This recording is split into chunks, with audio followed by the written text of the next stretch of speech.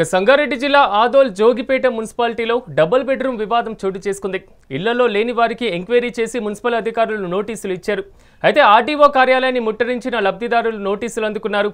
RTO కార్యాలయం ఎదుట ఆందోళన చేపట్టగా ఆర్టీఓ పాండ్యాకు వినతి పత్రం అందించారు.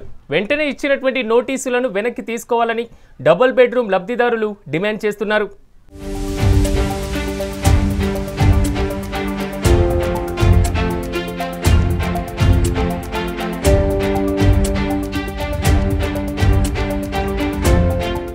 అందోల్ నియోజకవర్గం హెడ్ క్వార్టర్ అందోల్ జోగిపేటలో గతంలో బాబుమోహన్ గారు ఉన్నప్పుడు పట్టా సర్టిఫికేట్ ఇవ్వడం జరిగింది.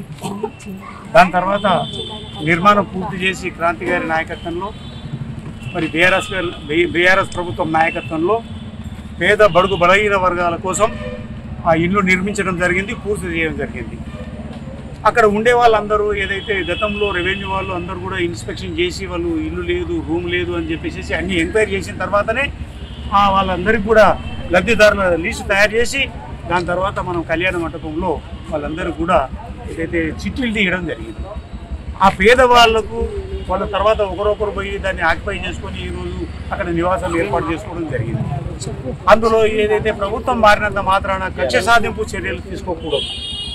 ప్రభుత్వాలు వస్తుంటాయి పోతుంటాయి, ఏది శాశ్వతం కాదు. ఈరోజు ప్రజలు శాశ్వతం, సంక్షేమం శాశ్వతం. పేదవాళ్ళకి ఏదైతే కట్టించి నిర్మాణం చేయించి ఇల్లు ఇవ్వడం జరిగిందో అది వాళ్ళ హక్కు, వాళ్ళకే ఉండాలి. ఈరోజు ఏదైతే మరి మున్సిపల్ కమిషనర్ గారు చర్య ఏదైతే తీసుకోవడం నోటీసులు ఇవ్వడం జరిగిందో దాన్ని తక్షణమే వెనక్కి తీసుకోవాలి. తక్షణమే మీరు ఇచ్చిన నోటీసులు వెనక్కి తీసుకోవాలి. ఎందుకంటే ఈ రోజు అక్కడ ఉన్న పేదలు మీరు పొద్దున పోయి చూస్తే మీకు సర్వే తెలుస్తుంది. కానీ ఈ రోజు మీరు ఎవరు లేని టైంలో పోయి ఇక్కడ ఉండి అబద్ధాలు సాక్ష్యాలు చెప్పి రోజు వాళ్ళకి నోటీసులు ఇచ్చారు. అంటే మీరు ఇచ్చే ఇళ్లను గుంజుకోవడానికా, మీరు ఇచ్చే ఇల్లు గుంజుకోవడానికి ఇచ్చిరా? అసలు ఎందుకు ఇచ్చారు మీరు ఇల్లు?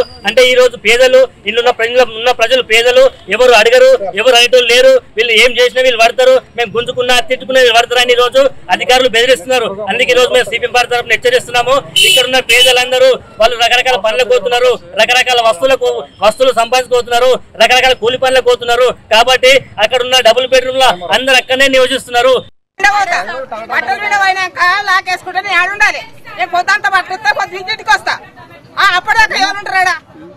ఉండి ఎంక్వైరీ చేసుకోండి. కిరాయికి ఇస్తే అమ్ముకుంటే తాళం వేసుకోండి. బట్టలు 10 రూపాయలు ఇస్తావు, బట్టలు 10 రూపాయలు ఇస్తారా నాకు? ఇదేం తినాలి? ఇంత బాగా కూరగాయలకు ఊళ్ళకి రావాలి, ఏడికి వచ్చినా షాయకు వచ్చినా ఊళ్ళకి రావాలి. ఇక్కడ వచ్చిన చూసి అక్కడ మీరు వేసుకున్న న్యాయమేనా? ఇది ఇచ్చి కూసుకున్న న్యాయమేనా? हम बात रखे तो आर्य साहब क्या बोले? अब बोले तो ऐसा नहीं, जो भी गलत हुई होंगी इंक्वायरी हुए तो अब आइंदा ऐसा नहीं होगा।